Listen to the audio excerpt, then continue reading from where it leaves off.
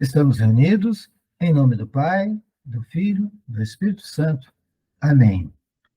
Bendito sejais o Senhor nosso Deus, que nos fornece água viva para saciar a nossa sede de Deus. Ele quer nos alimentar, Ele quer saciar a nossa sede, Ele quer que nós nos embebedamos dele. Ele está à nossa volta e nos sustenta no nosso ser, mas quer que nós o desejemos. E ele colocou no nosso coração esse desejo de conhecê-lo. E o nosso coração não vai sossegar enquanto não descansarmos em Deus. Hoje nós vamos conhecer mais um pouco da palavra de Deus, nós vamos conhecer um pouco da vida de Jacó, compreender que Jacó vem de uma luta entre o bem e o mal, que muitas vezes o mundo não quer fazer a vontade de Deus, mas Deus fará com que a sua vontade se cumpra. Os planos de Deus sempre se cumprem, a despeito das mazelas humanas. É isso que nós vamos ver hoje. Então, para que a gente possa compreender tudo aquilo que será dito, para que a gente possa receber a palavra de Deus em nosso coração, de forma que nós não nos percamos mais da palavra de Deus, peçamos a presença do Espírito Santo para que ele ilumine nossos corações, para que ele abra as nossas mentes e para que ele nos ensine a verdadeiramente amar a Deus que tanto nos amou. Vinde, Espírito Santo, e enchei os corações dos vossos fiéis, e acendei neles o fogo do vosso amor. Enviai o vosso Espírito e tudo será criado, e renovareis a face da terra. Oremos. Ó Deus, que instruísse os corações dos vossos fiéis com a luz do Espírito Santo, fazei que apreciemos retamente todas as coisas, segundo o mesmo Espírito, e gozemos sempre da sua consolação. Por Cristo, Senhor nosso. Amém. Já estamos reunidos em nome do Pai, do Filho, do Espírito Santo. Amém. Muito bem. Dando continuidade, então, nós estamos no livro do Gênesis, né? Já avançamos bastante. E hoje nós vamos começar pelo capítulo 25. Então, vamos abrir as nossas Bíblias. Gênesis, capítulo 25. Eu queria começar com uma leitura dos versículos 7 a 11. Morte de Abraão. Isto? Posso ler? Por favor. Eis a duração da vida de Abraão. Ele viveu 175 anos e entregou sua alma, morrendo numa ditosa velhice, em idade avançada e cheia de dias, e foi unir-se aos seus Isaque e Ismael, foi unir-se aos seus. Isaque e Ismael, seus filhos, enterraram-no na caverna de Maquipela, situada na terra de Efron, filho de Seor, o Iteu, defronte de Mambré, a terra que Abraão tinha comprado aos filhos de Et. É lá que ele foi enterrado com Sara, sua mulher. Depois de sua morte, Deus abençoou seu filho Isaque, que habitava perto do poço de Lacai. Roy. Nossa Senhora, acho que eu li tudo aí, bagunçado. Tá bom. Palavra do Senhor. Palavra do Senhor, graças a Graças a Deus. Deus. Imagina, não se importe. Não está ruim, não. Aqui tem um chamariz que é o seguinte, né? Veja o costume cristão de, no cemitério, ter, por exemplo, uma vala comum para toda a família. Nós não temos esse costume? Sim. Lá, né? Tem a família toda, está enterrada lá. Olha de onde que veio o costume, né? Abraão foi lá, comprou um pedaço de terra, escolheu um lugar, aquele lugar que ele comprou ficou um lugar santo, ali ele enterrou Sara. Agora, ele está indo se juntar a Sara. Bom, é preciso que eu recapitule agora bem rapidamente para a gente entender o que veio pela frente, tá bom? Nós vimos lá atrás que antes de Isaac, a escrava de Abraão, isso por ordem de Sara, a escrava de Abraão dormiu com Abraão. E Abraão teve um filho, lembram-se? Ismael. Notem que agora os dois irmãos, Isaac e Ismael, fizeram o enterro do pai. Mas eu tinha dito lá atrás que Ismael, ele vai dar da descendência de Ismael, nós vamos ver José se tornando escravo, nós vamos ver mais para frente que eles venham a se tornar inimigos da igreja, e até vão dar início no ano 600, mais ou menos já da era cristã, o surgimento aos muçulmanos, ok? Se vocês olharem ali no versículo 12 até o 18, está falando justamente da descendência de Ismael. Então, é só para lembrar vocês que Ismael não é filho da promessa, ok? O filho da promessa é Isaac, porque Deus tinha um plano de nos salvar. E para esse plano acontecer, era preciso que Abraão tivesse por filho Isaac, e Isaac, através da descendência de Isaac, é que vamos chegar até Jesus Cristo, ok? Devagarzinho nós vamos acompanhando, nós vamos evoluindo, nós vamos perceber isso. Como aqui a gente está meio no começo, eu preciso lembrar isso. Então, Ismael não faz parte da promessa, ok? Muito bem, e que de Ismael vai sair, olha só, Massa, a cidade de Massa será dos descendentes de Ismael. Haddad, Haddad, a gente sabe que foi uma cidade perversa, né? E por coincidência, hoje é o nosso ministro das Finanças tem por nome Haddad, né? Que é o cara que está querendo liberar aborto e um monte de porcarias, né? Coincidência, só coincidência, né? As coincidências da vida. Mas vamos em frente. Muito bem, então Ismael viveu 138 anos. Esse cara vai dar muito trabalho, mas mais trabalho ainda vai dar a sua tribo. Ok? A descendência de Ismael vai dar muito trabalho, nós vamos ver um pouco mais para frente. Agora nós vamos entrar na história do nascimento de Esaú e Jacó. Ok? Só um minutinho. Iracema, seja bem-vinda. Iracema, nós estamos no capítulo 25, nós vamos ver agora do versículo 19 até o 23. Quem pode ler, por favor? Eu leio. Ok. Eis a história de Isaque, filho de Abraão. Abraão gerou Isaque. Isaque tinha a idade de 40 anos quando se casou com Rebeca, filha de Batuel, o arameu, de Badã-Arã, irmã de Labão, o arameu. Isaque rogou ao Senhor por sua mulher, que era estéril. O Senhor ouviu-o e Rebeca, sua mulher, concebeu. Como as crianças lutassem no seu ventre, ela disse: se assim é, por que me acontece isso? E ela foi consultar o Senhor, que lhe respondeu: tem duas nações no teu ventre, dois povos se dividirão ao sair das tuas entranhas. Um povo vencerá o outro, e o mais velho servirá ao mais novo. Palavra do Senhor. Graças a Deus. Bem, então nós vemos aqui duas nações já lutando entre si dentro de Rebeca. Ela sente que algo estranho está dentro dela. O que eu quero que vocês entendam é o seguinte: Deus tem um plano e este plano vai acontecer, ok? Às vezes o homem, pelas suas mazelas, e quando eu falo homem, nem sempre eu estou me referindo diretamente ao homem. Muitas das vezes, quando eu digo homem, eu estou dizendo o homem, mas ele como objeto, como uso, como utensílio do mal.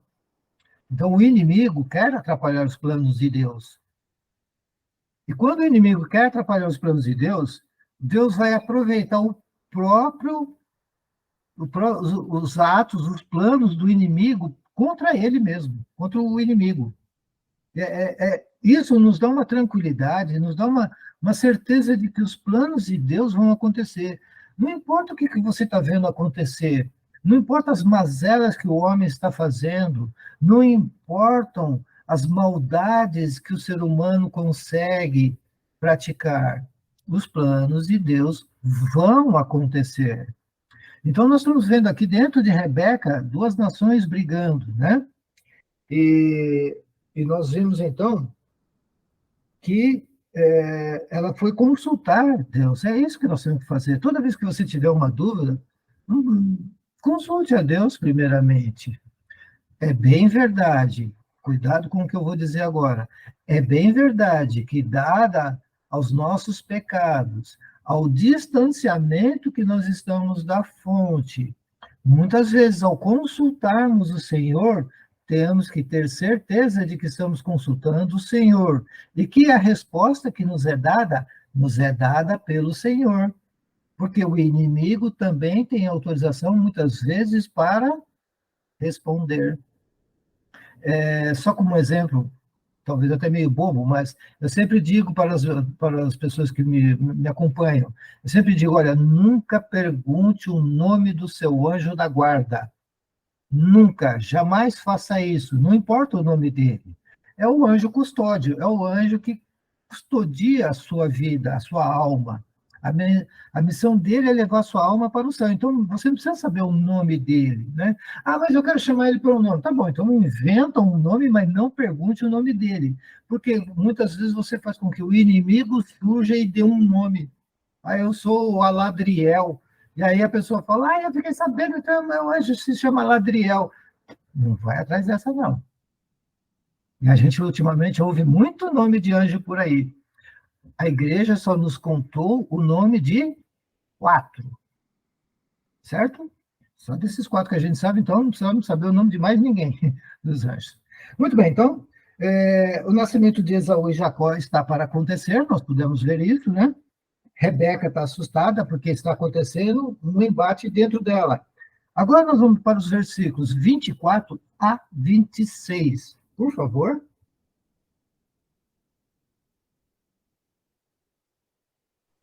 Quer que eu leio? Por favor. Chegando o tempo em que ela devia dar à luz, eis que trazia 2 gêmeos no seu ventre. O que saiu primeiro era vermelho e todo peludo como um manto de peles, e chamava-se Esau.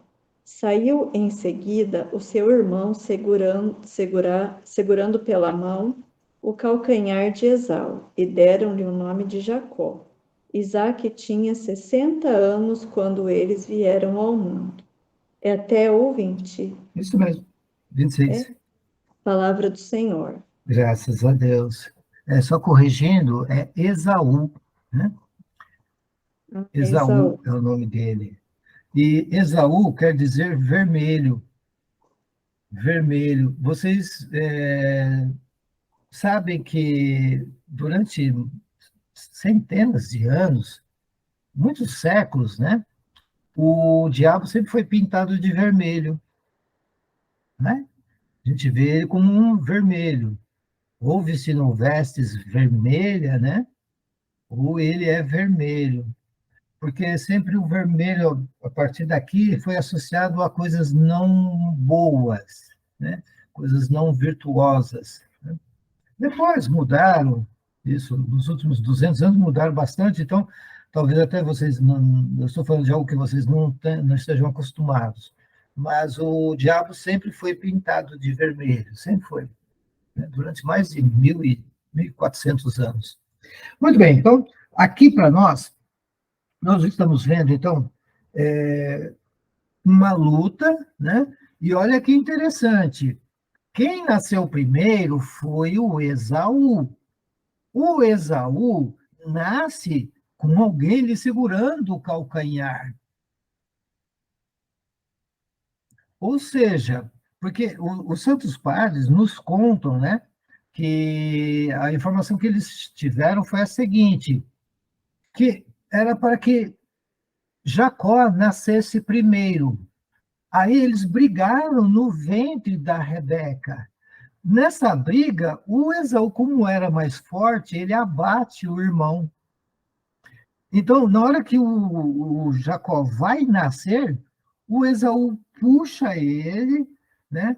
Os dois lutam, e aí o Esaú nasce primeiro, porém o Jacó tenta recuperar o seu lugar, porque Deus queria que Jacó nascesse primeiro.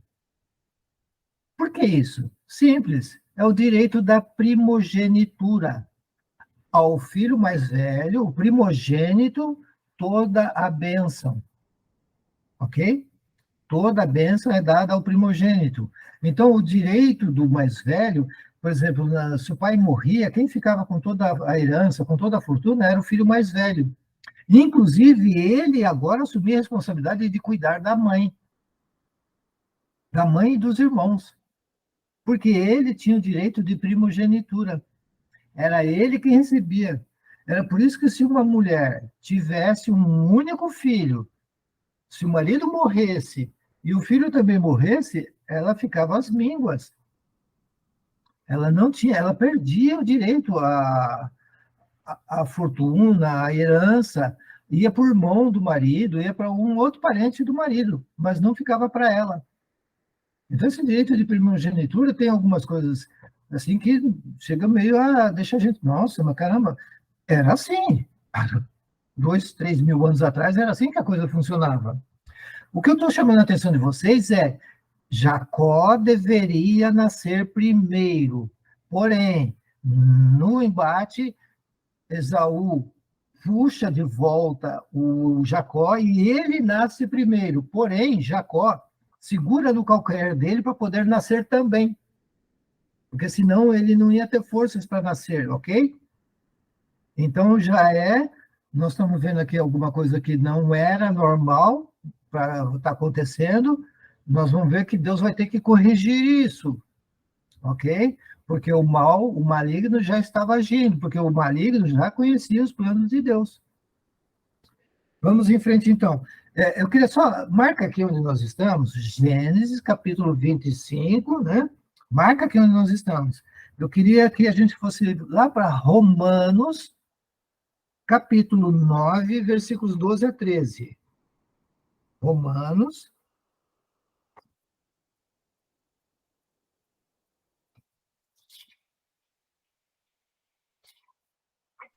Capítulo 9? Isso. 9 ao? É do versículo 12 ao 13. 12 e 13.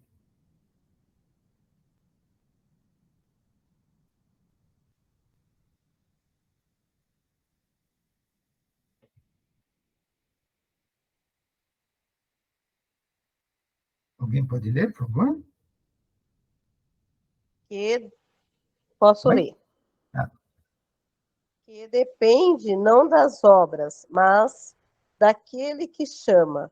Foi dito a Rabeca: o mais velho servirá ao mais moço. Como está escrito: amei Jacó, porém aborreci Esaú. Palavra do Senhor. Graças a Deus. Olha só, o Novo Testamento está explicando que antes mesmo de nascer, né, Deus já tinha um plano, mas esse plano não dependia de nada mais do que a vontade de Deus. É a vontade de Deus que precisa acontecer. É isso que ele está dizendo. Ó. Não depende das obras. Você ser salvo, você ser condenado, não depende tanto de você. Mas, claro, o ser condenado, sim, porque todos têm acesso à vontade de Deus. Mas o ser salvo ou não, nem sempre depende de você. Depende muito mais da vontade de Deus. Porque, veja, o mais velho servirá ao mais novo, quando a lei ali era justamente a da primogenitura. Se é o da primogenitura, quem tem que ser servido é o mais velho, não ele servir. Então, nós estamos vendo aqui que Deus está corrigindo. Deus vai corrigir isso, ok? Então, o mais velho é que vai servir o mais jovem. Lembra que também Ismael nasceu primeiro que Isaac, claro que não da mesma mãe, mas de certa forma ele também servirá aos planos de Deus. Nós vamos ver isso. Assim como agora Esaú, tendo ele bancado o fortão, e aí ele nasceu e deixou Jacó para trás, ele acabará servindo também aos planos de Deus. É isso que nós vamos ver. Então, vamos voltar lá onde nós estávamos, né? Eu queria só chamar a atenção de vocês para esse texto da carta aos Romanos, que é uma carta muito importante, foi escrita possivelmente por um judeu, mas para o povo que estava já vivendo em Roma, né? Os cristãos novos lá de Roma. Muito bem, vamos então agora para os versículos 27 e 28. Eu acho ele muito interessante. Alguém pode ler, por favor? Eu leio. Uhum. Os meninos cresceram. Esaú tornou-se um hábil caçador, um homem do campo, enquanto Jacó era um homem pacífico, que morava na tenda. Isaac preferia Esaú, porque gostava de caça. Rebeca, porém, se afeiçoou mais a Jacó. Palavra do Senhor. Graças a Deus. Santa Mãe de Deus, Virgem Mãe Maria, ela não quis. O Esaú, perdão, o Isaac já estava meio velho, né? Então, e sendo homem, ele preferia a virilidade, ele preferia o caçador, né? Mas a mãe deu preferência àquele que era mais calmo, mais tranquilo, que mais ama. Então, Rebeca prefere Jacó. E olha como. Isso aqui, gente, para mim, assim, eu começo a ler esse trecho, eu já começo, eu me encho de alegria. Porque assim, ó, muita gente fala assim, eu já ouvi protestante dizer isso. Maria foi uma mulher comum, como qualquer outra, né? Vocês católicos, vocês ficam enaltecendo a mãe adotiva de Jesus. Eu falo, não é mãe adotiva. Ele a escolheu. E ela soube fazer a vontade de Deus muito mais do que muitos dos patriarcas. Quem mais soube fazer a vontade de Deus do que Maria? Por quê? Hoje, nós precisamos recorrer a essa Santa Mãe pelo seguinte, eu vou ter que fazer simbologia aqui na tela. Então, aqui em cima está Deus, aqui embaixo está a Virgem Maria. Ela, perante Deus, ela é muito pequenininha, mas olhando com o olhar de Deus, Deus olhando para baixo, ele vê a Virgem Maria pequena. Mas para nós que estamos aqui embaixo, quando a gente olha para cima, a gente vê a Virgem Maria grande. E tem o seguinte, gente, ela tá para nós, ela está tão perto de Deus que ela sabe o que ele gosta, ela sabe quais são os planos de Deus. Então ela não faz nada que seja contrário à vontade de Deus. A Virgem Mãe Maria sabe os planos de Deus. Ela conhece os planos de Deus. Ela sabe fazer a vontade de Deus. Então, quando você pede alguma coisa para ela, imediatamente o que ela faz é ver se isso está dentro daquilo que Deus quer para você ou para a sua vida. Então, ela já intercede já nessa certeza que ela sabe que é isso que Deus quer, né? E aqui nós vimos que os meninos cresceram e a Rebeca, porque ela é uma prefiguração da Virgem Maria, ok? Tanto é que eu até convido vocês, uma hora assistirem o meu vídeo que eu tenho lá no YouTube, que é sobre a Virgem Maria, né? Um canto que a gente faz, agora me fugiu o nome, estou tão aqui voltado no texto. Depois eu ponho o link lá para vocês, onde nós vamos ver as várias denominações da Virgem Maria no Velho Testamento. Ok? Bom, voltando aqui para o texto, que eu me empolguei demais, me desculpem. Quando eu vejo a prefiguração da Virgem Maria no Velho Testamento, gente, é uma coisa linda, porque é, é isso que prova que ela, olha o que eu vou dizer agora, a Virgem Maria é a corredentora. Por que corredentora? Porque ela participa da nossa redenção. Jesus vem nos redimir, Jesus vem nos salvar. E ela é participante, ela coopera com os planos dele. Por isso que nós chamamos ela de corredentora. A Virgem Maria é a corredentora. Então, é óbvio, se a Bíblia está falando de Jesus, não tem como não falar da Virgem Maria também. Por isso que ela também está toda prefigurada já no Velho Testamento, ok? E aqui está um... Mais para frente eu mostro para vocês como isso está configurado. Então, vamos lá? Agora, vamos ler do versículo 29 até o 33. Esse trecho também é importante para a nossa compreensão de hoje. Do 29 até o 33. Se a Iracema quiser ler.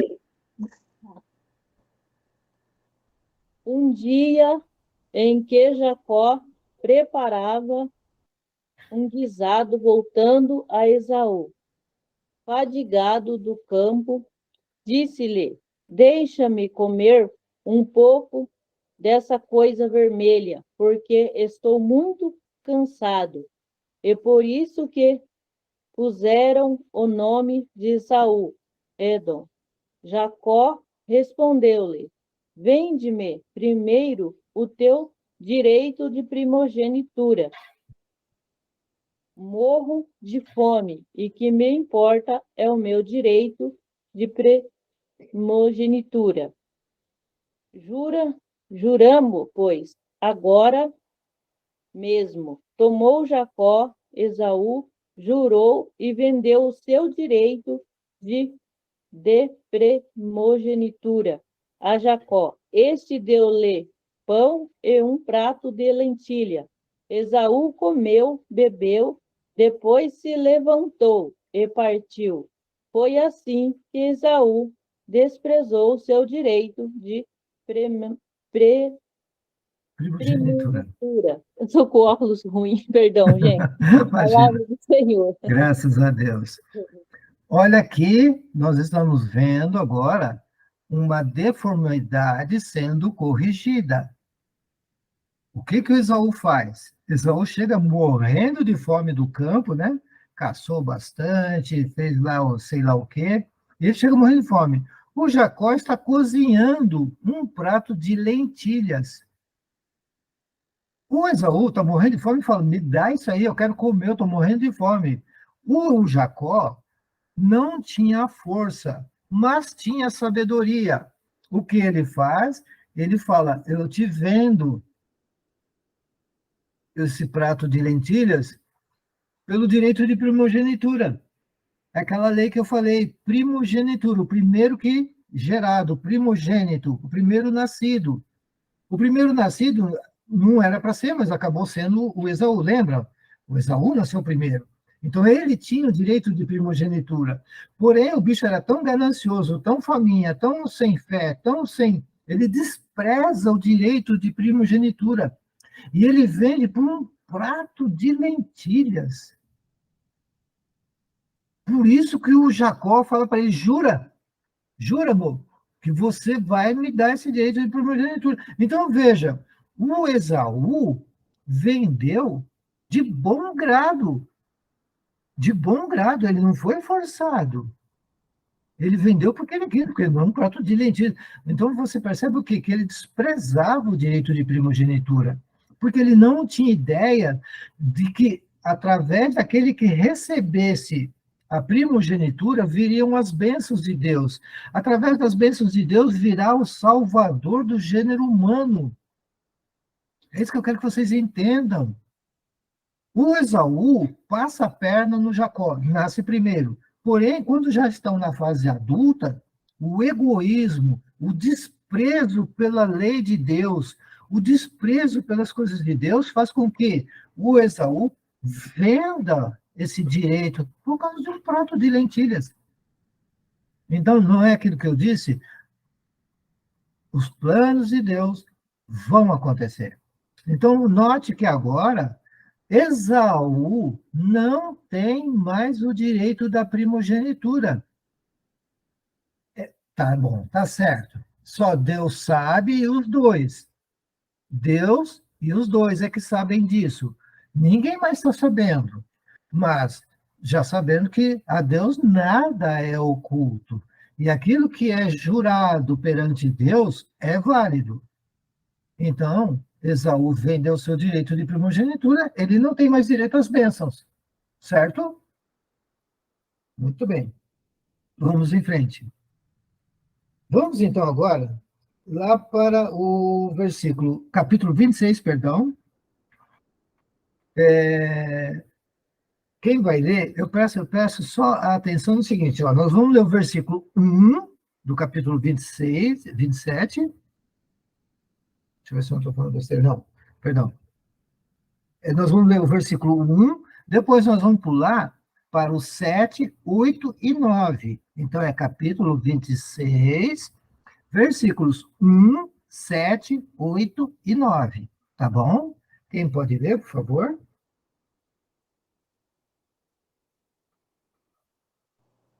Eu Mauri? leio. Sobreveio uma fome à região, além da primeira fome que houve no tempo de Abraão. E Isaque foi ter com Abimeleque, rei dos filisteus, em Gerara. Quando os habitantes da região o interrogavam a respeito de sua mulher, ele dizia-lhes que era sua irmã, pois respondendo, é minha mulher, temia que os homens daquele lugar o matassem, e por causa de Rebeca, que era muito bela. E como sua estada ali se prolongasse, aconteceu que um dia, olhando Abimeleque pela janela, viu Isaque que acariciava Rebeca, sua mulher. Mandou chamá-lo e disse-lhe, é evidente que é tua mulher. E como dizes tu que era tua irmã, por que respondeu Isaque que temia que me matassem por causa dela? Palavra do Senhor. Graças a Deus. Vamos entender o que está acontecendo aqui? Então, ó, veio uma fome muito grande, né? De novo, uma grande fome. Isso vai acontecer muito, nós vamos ver isso várias vezes, ok? E aí o que acontece? O Isaac, ele cata a esposa e vai ter com o rei Abimeleque. O rei Abimeleque é um rei justo. Um rei justo. E ele apresenta a Rebeca como irmã. Porém, num belo dia, o rei Abimeleque, olhando os dois, observando os dois, viu que eles trocavam carícias. Não foi isso que nós lemos? Uhum. Gente, é este olhar que nós precisamos ter, este olhar puro do rei Abimeleque. Olha que olhar puro teve esse rei, porque ele era homem justo, o seu olhar era limpo, ele não viu maldade, ele enxergou a verdade que estava escondida. Ele não poderia. Vamos nos colocar no lugar dele, por favor. Vamos lá, todos nós, vamos nos colocar agora no lugar dele. Nós estamos vendo dois irmãos se acariciando. Qual vai ser? A Denise já riu. Todo mundo já riu. Não é? O que nós iríamos pensar? Nossa, que coisa feia! Dois irmãos, olha que pouca vergonha, que sem vergonhice. Olha o olhar puro do rei Abimeleque. É evidente que vocês não são irmãos. Lindo isso, né? Tá séria, Mirella? Eu me perdi. Se perdeu? Onde você se Perdi. perdeu? Os versículos agora, os últimos. Então, o que nós vimos, né? Foi o versículo 26, 1 e depois o 7, 8 e o 9, do capítulo 26. E lá nós vimos que o Abimeleque, ele sabia, a cabeça dele, a inteligência dele dizia que eram dois irmãos. Mas o que ele vê são um casal trocando carícias. E o seu olhar foi puro. Ele não teve um mau pensamento, ele não fez mau juízo, não. Como ele era um homem justo, a visão que ele tem é da verdade. Olha no versículo 9. Mandou chamá-lo e disse-lhe: é evidente que é tua mulher. Sabe, para ele isso foi muito claro. Quando eu chamei a atenção que nós, por causa da maldade que nós estamos envolvidos, por tudo, a chance que nós teremos de não enxergar isso que Abimeleque enxergou, poxa vida, era mais fácil a gente dizer, nossa, dois irmãos, que falta de respeito. Você vê dois irmãos se acariciando, você vai pensar o quê? Né? Mas olha a visão pura de Abimeleque. É isso que eu quero chamar para nós. O cristão não pode ter uma visão, um olhar impuro. Ele não pode ver com os olhos da maldade. Ele tem que enxergar com os olhos da alma, porque os olhos da alma é que mostram a verdade. E como ele olhou com os olhos da alma, ele viu que eram dois amantes, não irmãos, mas sim marido e mulher. É esta visão que todo católico precisa ter. Nós temos que pedir, Deus, me dá essa visão de Abimeleque, Senhor. Nossa, Maria chegando. Nós precisamos pedir isso para Deus. Deus, me dá essa visão pura, que eu não fique enxergando só maldades, para que eu veja a simplicidade das coisas, a bondade nas coisas, nas tuas coisas, Senhor. Purifica o meu olhar, que caiam as escamas dos meus olhos, para que eu possa enxergar o teu amor nas pessoas. Não a maldade que o inimigo quer que eu enxergue. Porque muitas vezes o inimigo, o que ele faz? Ele pega e nos leva a ver coisas que não é verdade. Sendo ele o pai da mentira, isso que ele está escutando. Não está escutando? Rosa? Nossa, por que está longe hoje? Não está. Não tá, não. Tá todo mundo está ouvindo, não está? Deixa eu ver. Olá. Rosa, nós estamos no livro do Gênesis. Normal. Livro do Gênesis, capítulo 26, Rosa. Gênesis, capítulo 26. Ok? Bom, eu queria chamar a atenção para esse olhar puro, né? Como é importante que nós tenhamos esse olhar puro, sem maldades, né? Que muitas vezes nós somos levados a deduzir, diante daquilo que vemos, aquilo que não é verdade.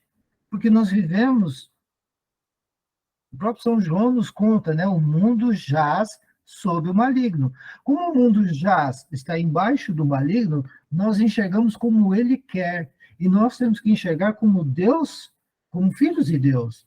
Enxergar a verdade. É um olhar puro que vai nos fazer isso.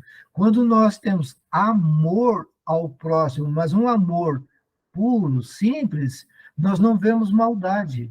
Esse é o católico. Estamos perdendo essa catolicidade nossa. O católico sempre teve essa característica de não enxergar maldades e sempre buscar a verdade. É isso que eu estou conclamando vocês, para que a gente traga isso de volta para a nossa vida. Quando você vê uma situação no seu dia a dia que não é agradável, olhe com um olhar simples. Peça para Deus, era isso que eu estava dizendo. Peça para que Deus limpe os seus olhos, tire essa sujeira que está nos seus olhos, para que você não veja essa maldade que o inimigo quer que você veja. Porque à medida que você deixa de ver coisas puras, à medida que você deixa de ver coisas boas e santas, sua alma começa a se encher de coisas ruins, de coisas negativas.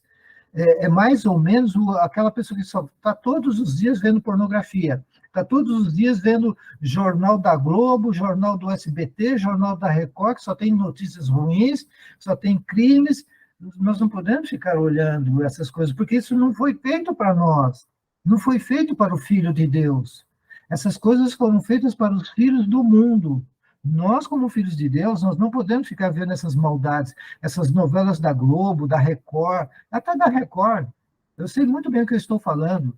Nós não podemos ficar perdendo tempo com essas porcarias que não nos acrescentam nada, mostram uma maldade velada que muitas vezes faz com que o nosso subconsciente comece a buscar essas coisas. Isso só faz mal para nossas almas. Então, sabe, procura uma coisa agradável, uma leitura agradável. A grande vantagem que a internet nos dá ainda é isso. Eu procuro e encontro aquilo que eu estou procurando. Por enquanto ainda é possível. Então, pesquise, vá ver filmes. Tem muitos bons filmes, né? Cadê a nossa amiga Carol? Hoje não está aqui com a gente, mas ela tem um canal no YouTube maravilhoso, só de filmes católicos, coisa linda. Tem um monte. Então, eu convido vocês não precisam saber dessas notícias que é dada nos jornais, na televisão. Vocês não precisam disso. Eu, às vezes, ouço pessoas dizer, mas eu tenho que saber o que está acontecendo. Bom, eu prefiro pesquisar o que eu quero saber. Eu sei que acabou de ser aprovada na Holanda uma lei que vai permitir a eutanásia de criança. Isso me interessa. Eu fui pesquisar e encontrei. Então, veja, a notícia, você procura. Não deixa ela vir até você, porque quem vai te trazer a notícia é o inimigo. Porque ele quer que você não tenha coração puro. E o coração, dizem, né? Os olhos é o espelho da alma. Quem que já ouviu essa palavra, essa frase, né? Muito bem. Para não me demorar muito, vamos em frente. Vamos agora, então, ainda dentro do capítulo 26, os versículos 23 a 25. Isaac em Bersabeia. Quem pode ler, por favor? Eu leio. Uhum. Dali, Isaque subiu a Bersabeia. Naquela mesma noite, o Senhor apareceu-lhe e disse-lhe: Eu sou o Deus de Abraão, teu pai. Nada temas, estou contigo. Eu te abençoarei e multiplicarei tua descendência por causa de Abraão, meu servo. Isaque construiu um altar nesse lugar e invocou o nome do Senhor. Levantou depois ali sua tenda e seus escravos cavaram um poço. Palavra do Senhor. Graças a Deus. Feliz o homem que, depois de uma conversa com Deus, depois de ter uma conversa com Deus, esse homem busca tesouros, busca aquilo que lhe é necessário. O que nós estamos vendo aqui, primeiramente, cumprimentar o Jair. Jair, boa tarde, seja bem-vindo ao grupo. Nós estamos lendo o capítulo 26 do livro do Gênesis.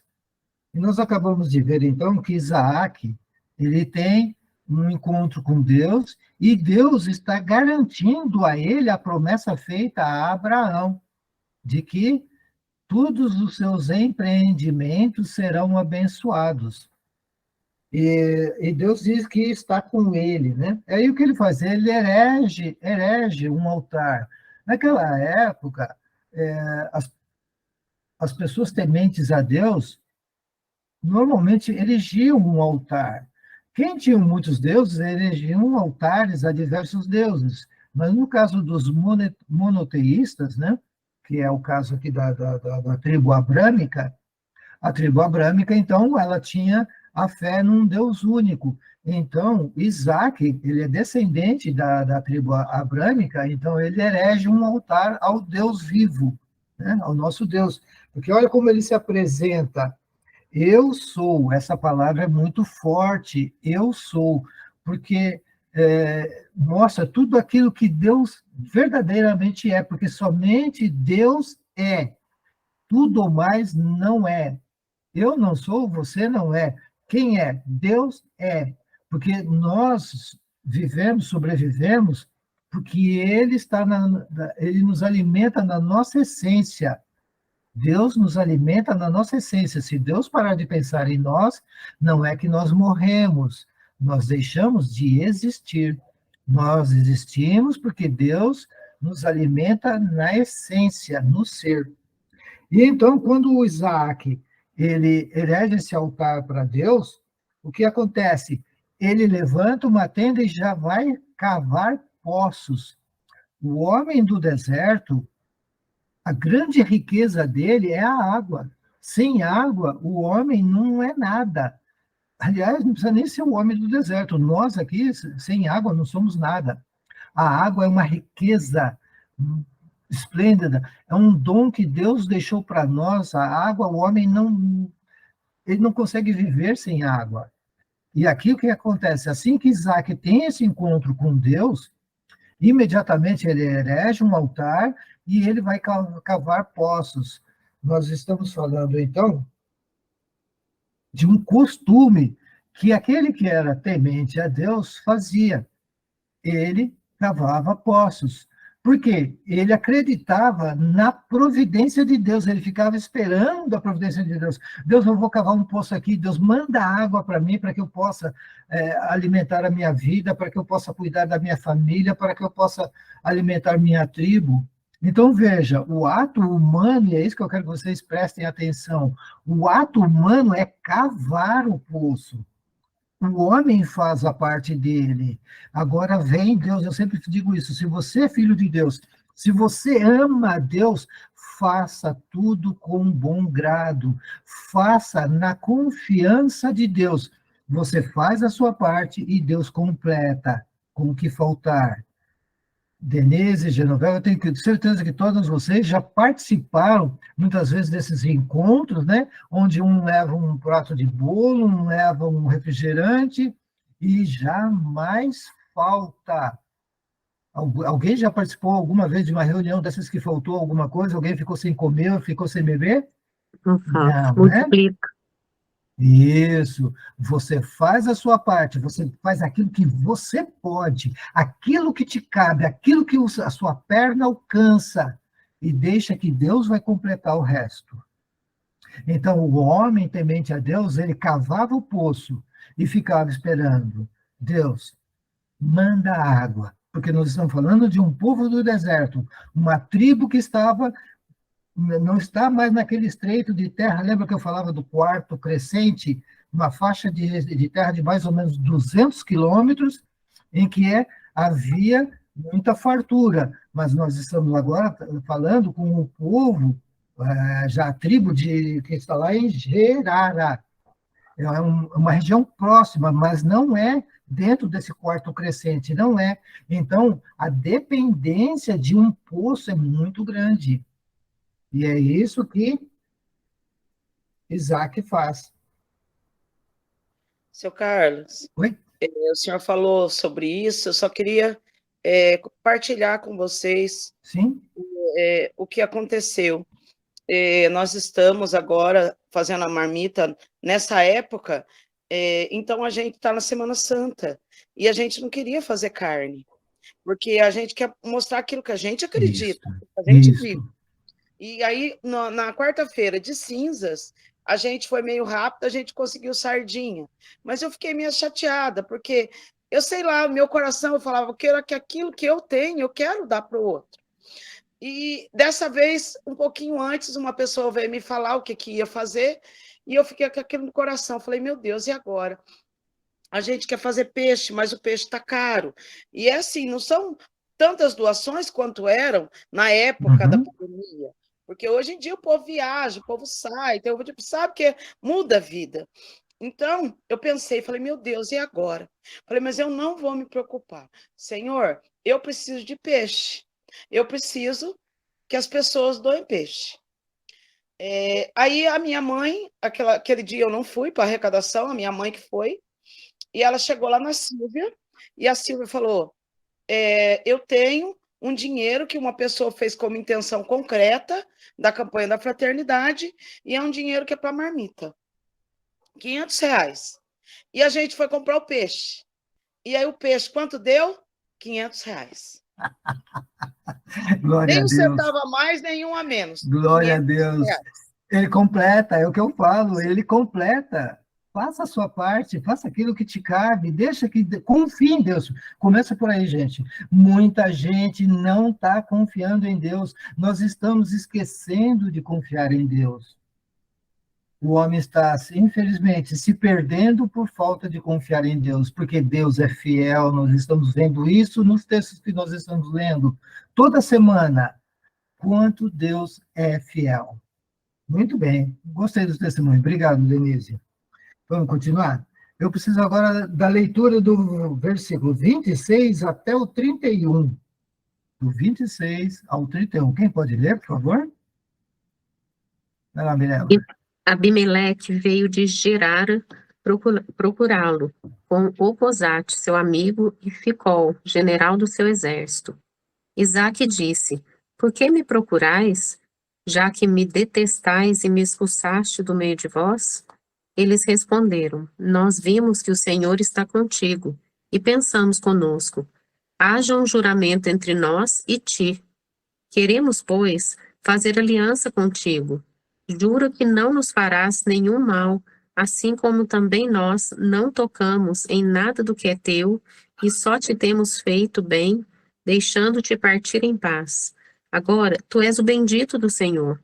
Isaque preparou-lhes um banquete, e eles comeram e beberam. No dia seguinte, pela manhã, fizeram mutuamente os seus juramentos. Isaque despediu-os em seguida, e eles afastaram-se dele em paz. Palavra do Senhor. Graças a Deus. Agora tu és o bendito do Senhor.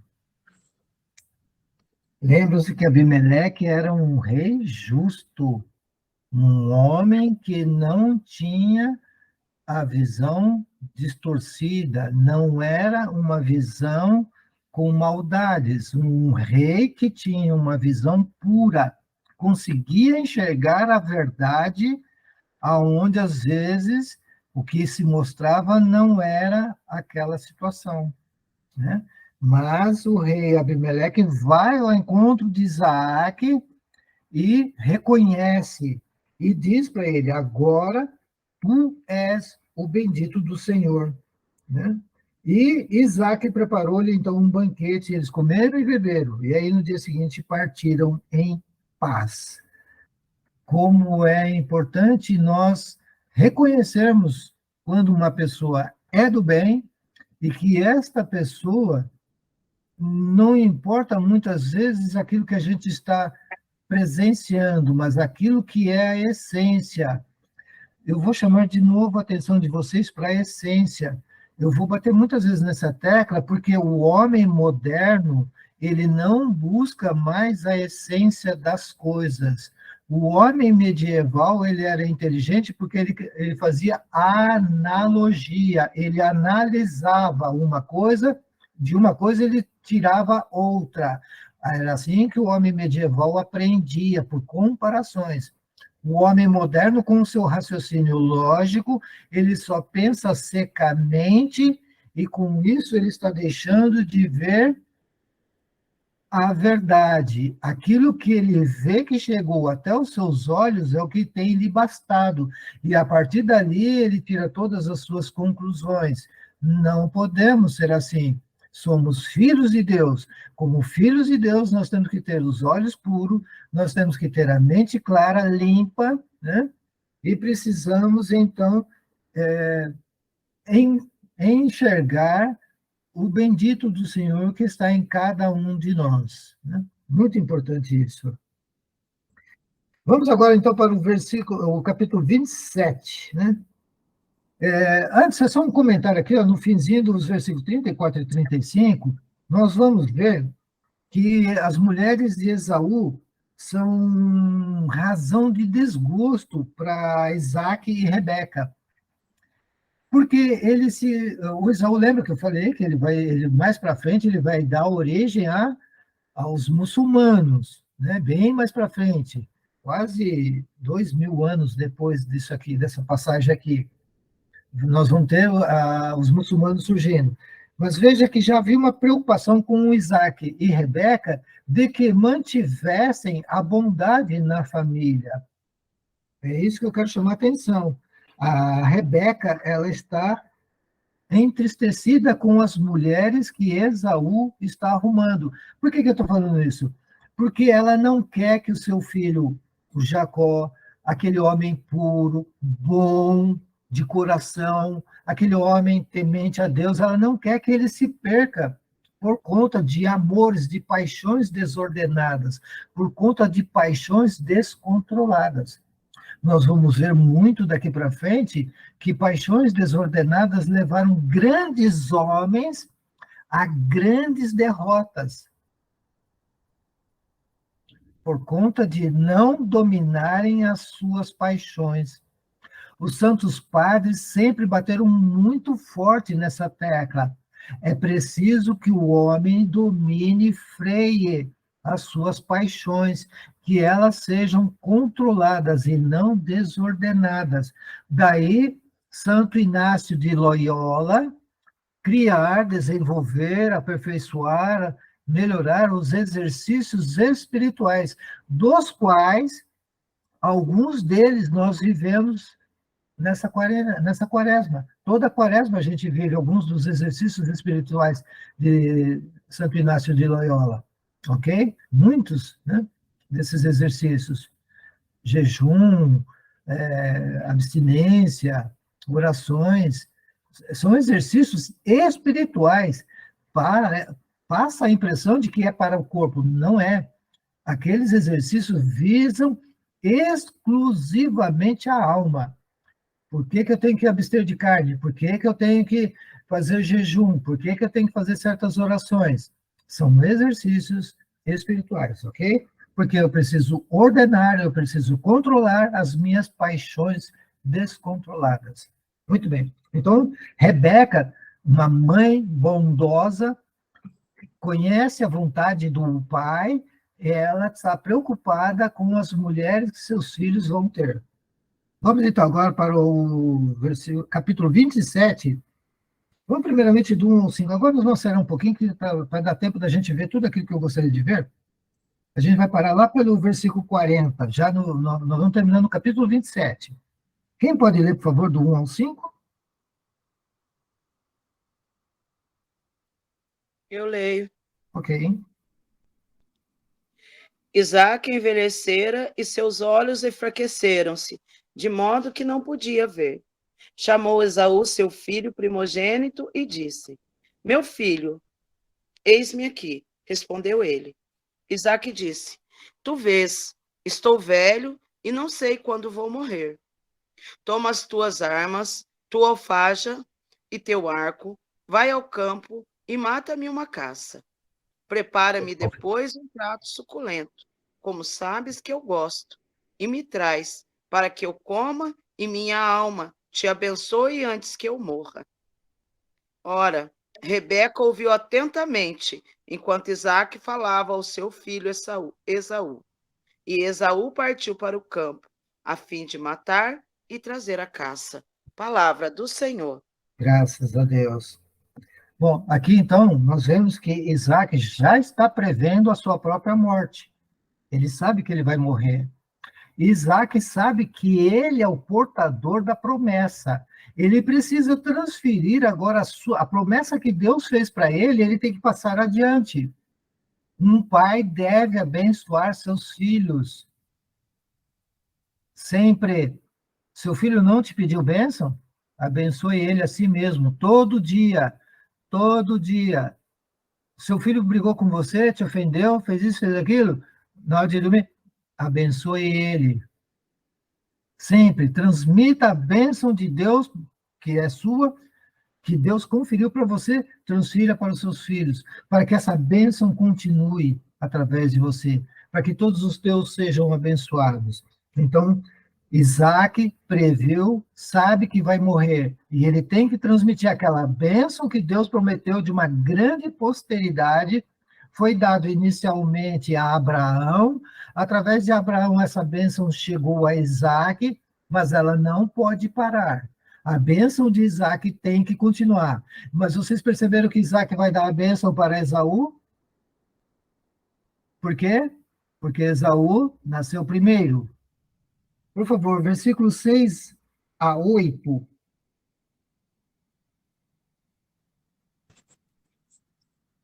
G? Oi? Pode ver? Deixa eu ver. Do 27, do 6 a 8? Isso. Rebeca disse a Jacó, seu filho: acabo de ouvir teu pai dizer ao teu irmão, Esaú, para que lhe traga uma caça.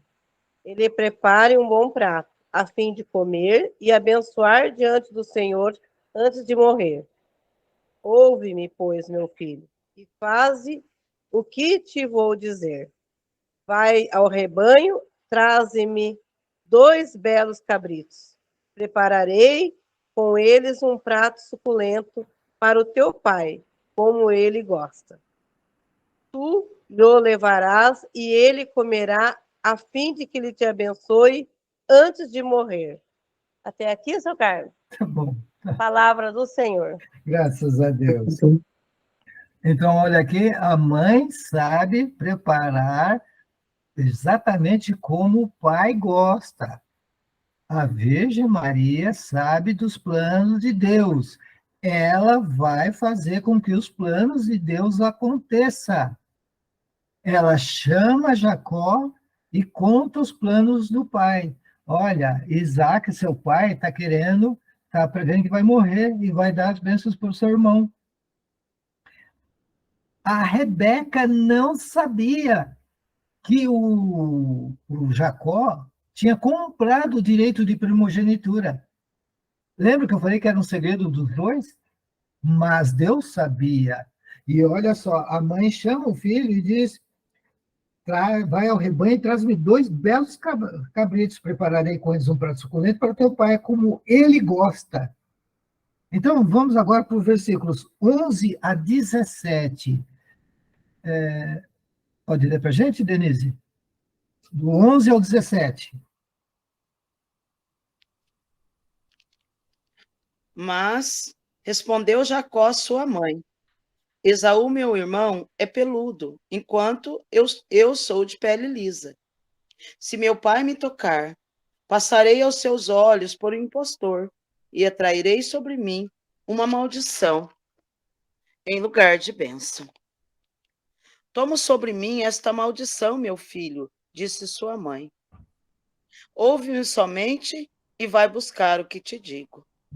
Jacó foi e trouxe os 2 cabritos, com os quais sua mãe preparou um prato suculento, como seu pai gostava. Escolheu as mais belas vestes de Esaú, seu filho primogênito, que tinha em casa, e revestia com ela Jacó, seu filho mais novo. Cobriu depois suas mãos, assim como a parte lisa do pescoço, com a pele dos cabritos, e pôs nas mãos o prato suculento e o pão que tinha preparado. Palavra do Senhor. Graças a Deus, que mulher corajosa. Vocês viram o que ela falou? O Jacó falou, mas se ele descobrir, ele vai me amaldiçoar. Eu chamo para mim a maldição. É a certeza que a mãe tem que o que o pai quer. O pai quer que a vontade dele seja feita. E ela vai ser feita. Né? Muito bem, então, agora Jacó é que está com o prato de lentilhas. Vamos ver o que vai acontecer. Versículos 18 a 21. Mirela? Jacó foi para junto do seu pai e lhe disse: Meu pai, eis-me aqui. Quem és, meu filho? Jacó respondeu: Eu sou Esaú, teu primogênito. Fiz o que me pediste. Levanta-te, assenta-te e come de minha caça, a fim de que tua alma me abençoe. Como encontraste caça tão depressa, meu filho? É que o Senhor teu Deus fez que ela se apresentasse diante de mim. Aproxima-te então, meu filho, para que eu te apalpe e veja se de fato és o meu filho Esaú. Jacó aproximou-se de Isaque, seu pai, que o apalpou e disse: A voz é a voz de Jacó, mas as mãos são as mãos de Esaú. E não o reconheceu, porque suas mãos estavam peludas, como as do seu irmão Esaú, e abençoou-o. Tu és bem o meu filho Esaú? Disse-lhe, sim. Então serve-me, para que eu coma de tua caça, meu filho, e minha alma te abençoe. Jacó serviu-lhe, e ele comeu, e trouxe-lhe também vinho, do qual ele bebeu. Palavra do Senhor. Graças a Deus. Muito bem. Então, nós estamos vendo que o Jacó responde ao pai, né? Quando o pai fala, mas como é que você conseguiu a caça tão depressa? Ele foi sincero. Ele não falou nenhuma mentira, falou? Ele disse que o próprio Deus, né, que providenciou.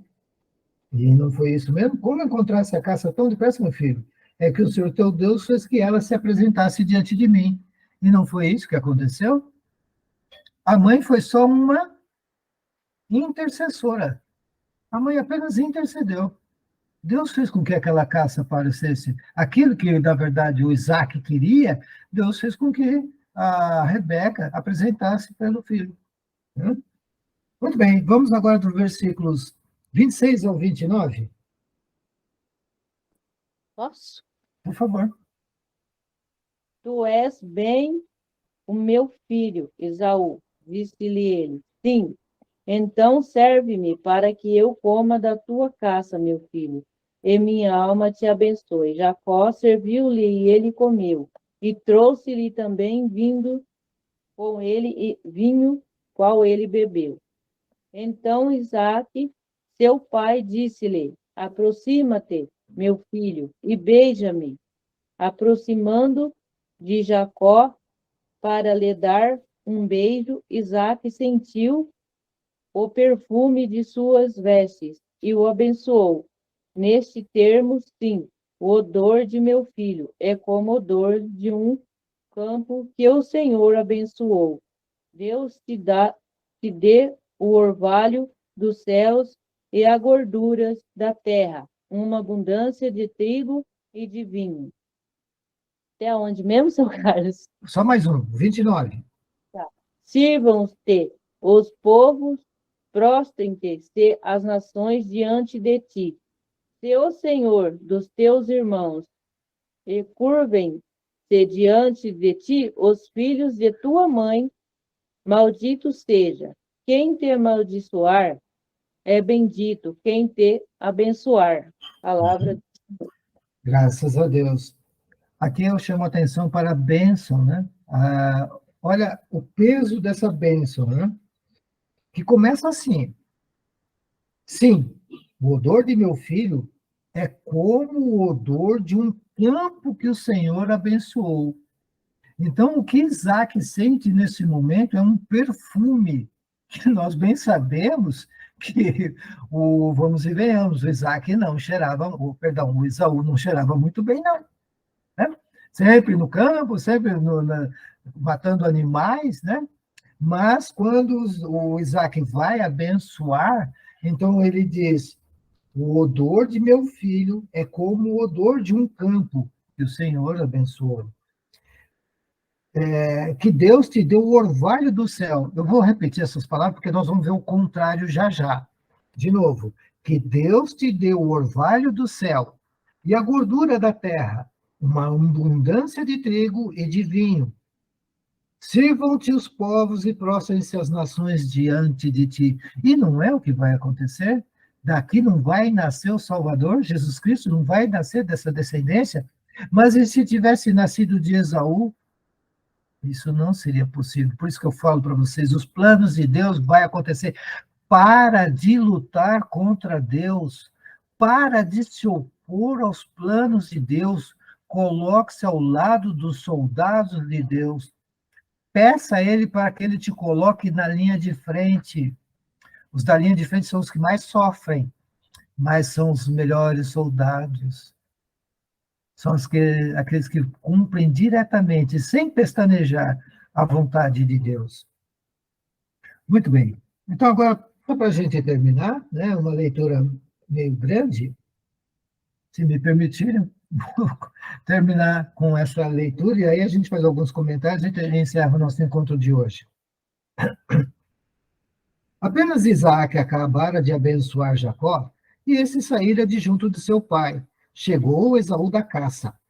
Preparou também ele um prato suculento e trouxe ao seu pai, dizendo: Levanta-te, meu pai, e come da caça de teu filho, a fim de que tua alma me abençoe.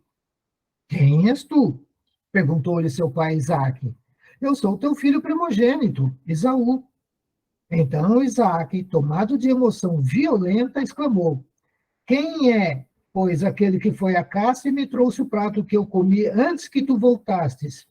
Eu o abençoei, e ele será bendito. Ouvindo essas palavras de seu pai, Esaú soltou um grito cheio de amargura e disse-lhe: Abençoa-me também a mim, meu pai.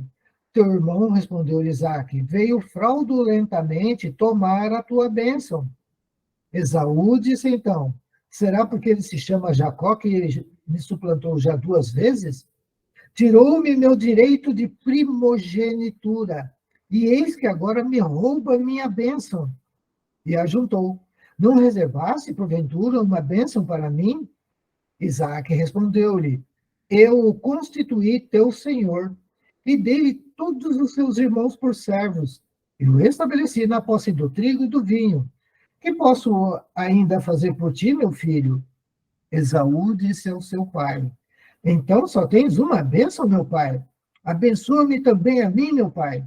E pôs-se a chorar. Isaque tomou a palavra, palavras fortes. Eis, disse ele, que a tua habitação será desprovida da gordura da terra e do orvalho que desce do céu. Viverás de tua espada, servindo o teu irmão.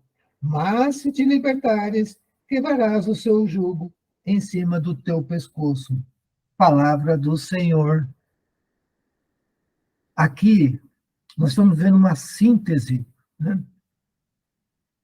Quando Caim está prestes a matar Abel, Deus o visita e diz a ele: se dominares o teu coração, poderás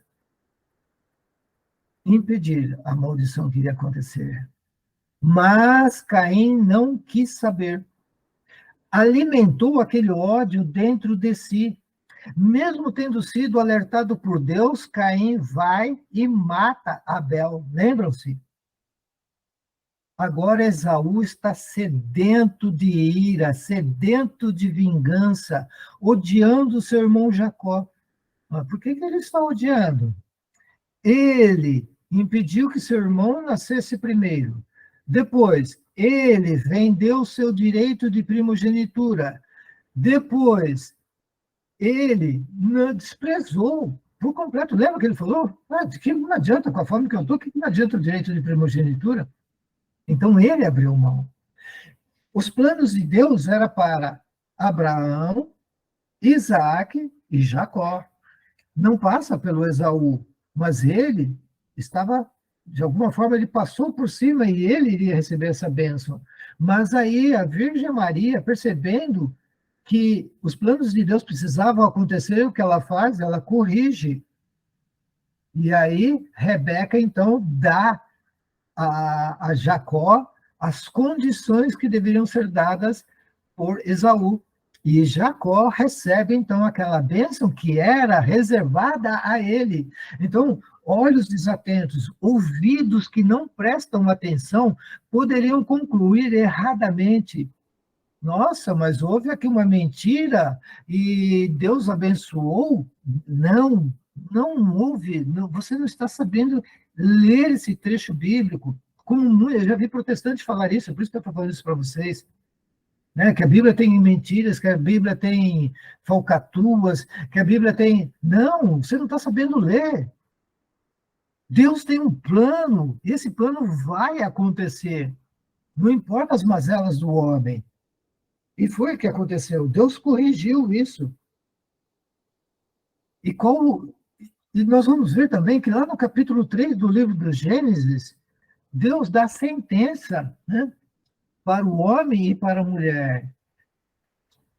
obterás o fruto do seu trabalho a custo de muito suor. A terra não lhe será boazinha, não vai te dar assim, os frutos facilmente. Você vai ter que trabalhar muito por ela.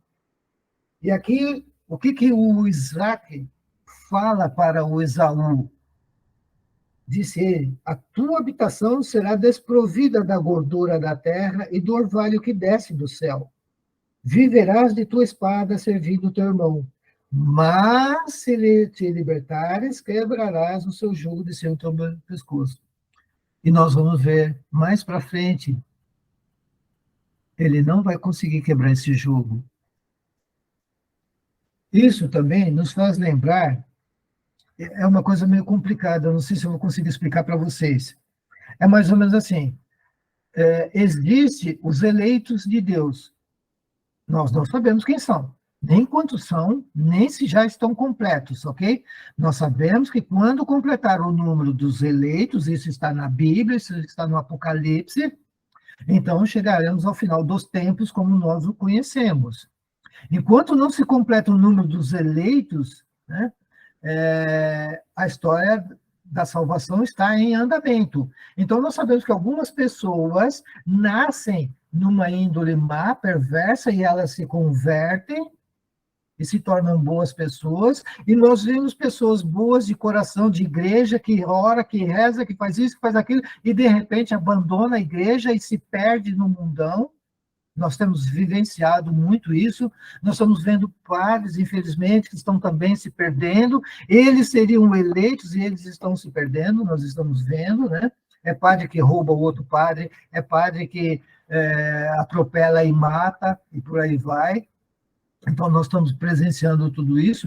O que eu quero que vocês entendam é que, agora eu vou jogar nem sei o que dizer. Os demônios, eles não podem se arrepender. Os demônios nunca vão voltar a ser bons. Para eles não existe salvação. Não existe salvação para os demônios. Lúcifer jamais vai se arrepender, Lúcifer jamais vai pedir perdão a Deus. Então, dessa mesma forma, nós humanos, muitos de nós, não vão se arrepender dos pecados. Muitos de nós, não importa se claro que eu estou falando do final da vida, né? Se no final da vida o cara não se arrepender dos seus pecados, ele estará predestinado ao inferno. Então, o que nós temos que pedir? Deus, me perdoa, faz eu enxergar com os teus olhos, faz eu ver o mundo com os teus olhos, que eu compreenda com a tua inteligência, não com a minha, porque eu não tenho inteligência alguma. Eu estou sempre sendo soberbo, arrogante, prepotente. Eu sempre estou querendo ser mais importante do que tu. Eu sempre quero que tu faças a minha vontade e não eu a tua. É por isso que nós, todo fiel católico, precisa ter dentro do seu coração cada palavrinha da oração do Pai Nosso, com a qual eu quero terminar o nosso encontro de hoje. Pai nosso, que estais nos céus, santificado seja o nosso nome. Venha a nós o vosso reino, seja feita a vossa vontade, assim na terra como no céu. O pão nosso de cada dia nos dai hoje. Perdoai as nossas ofensas, assim como nós perdoamos que nos têm ofendido. E não nos deixeis cair em tentação, mas livrai-nos do mal. Amém.